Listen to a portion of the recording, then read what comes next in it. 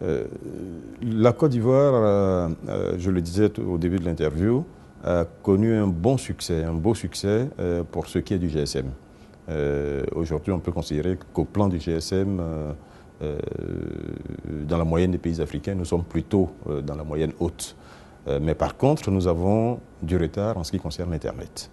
Nous avons du retard en ce qui concerne le déploiement de l'Internet, en ce qui concerne l'usage de l'Internet, l'appropriation par la population de l'outil Internet. Et donc, pour moi, les priorités sont à mettre de ce côté-là. Et c'est bien pour ça que nous travaillons d'abord sur l'infrastructure, pour faire en sorte que l'infrastructure soit suffisamment solide pour notamment transporter tous les flux, parce que nous escomptons une augmentation forte des flux. Et puis derrière, nous travaillons également à la desserte nationale pour que l'accès soit facilité à tout le monde.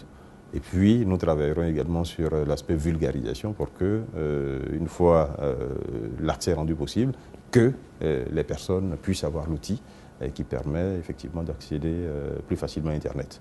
Aujourd'hui, l'un des moyens pour accéder à Internet est également le mobile.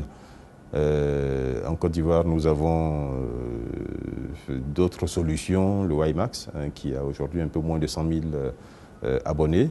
Mais le GSM pour nous est une forte opportunité, tout simplement parce qu'il y a entre 15 et 16 millions d'abonnés au GSM.